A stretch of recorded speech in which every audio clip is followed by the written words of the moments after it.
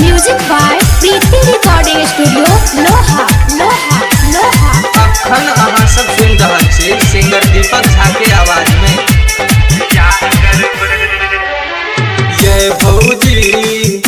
भौजी आहा बहन सब बियाह करबे। ये भौजी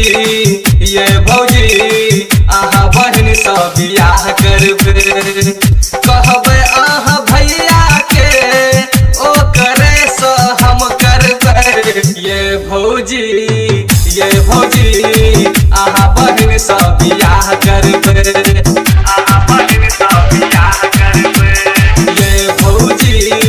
ये भौजी आहा बहन सब बियाह करबे। कहबे आहा भैया के ओ करे सो हम करबे। ये भौजी आहा बहन सब बियाह करबे।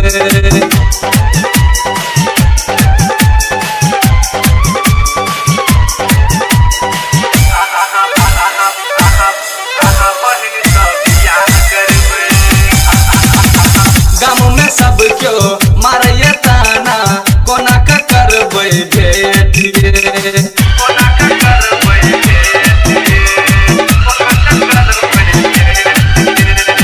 गाँव में सब क्यों मारे ताना कोना का करबे भेट। भैया के कहियो दिन तक पे लगन के पहिला डेट। ओकरा संगे नहीं है तई तो दुनिया सकी कहबे।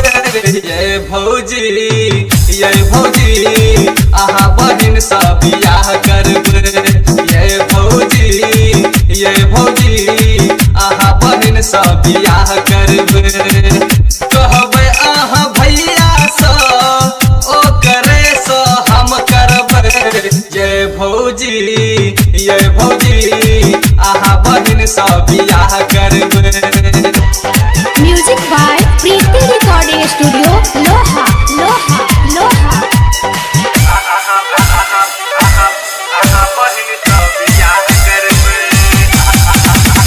सोना चांदी किछ न लेबै न कोनो दाम।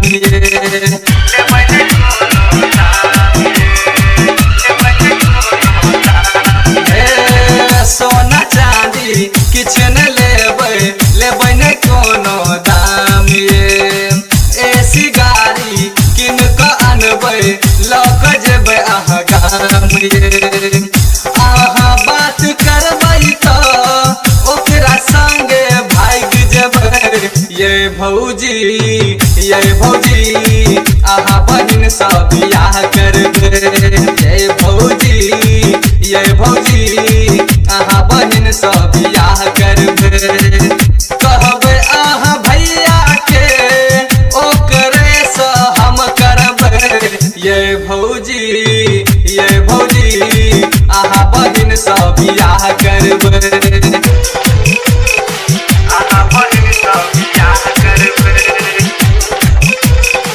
जिंदगी हमर कोना बितैया अहाँ लगाबू जोगारिए।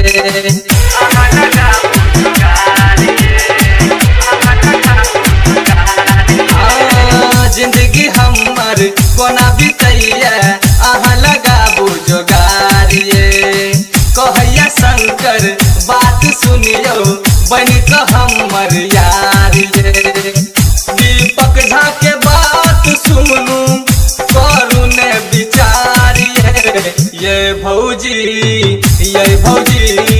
आहा बहन सब बियाह करबे। ये भौजी आहा बहन सब बियाह करबे। कहबे आहा भैया के ओ करे सो हम करबे। ये भौजी आहा बहन सब बियाह करबे। ये भौजी आहा बहन सब बियाह करबे। ये भौजी आहा बहन सब बियाह करबे। ये भौजी तबिया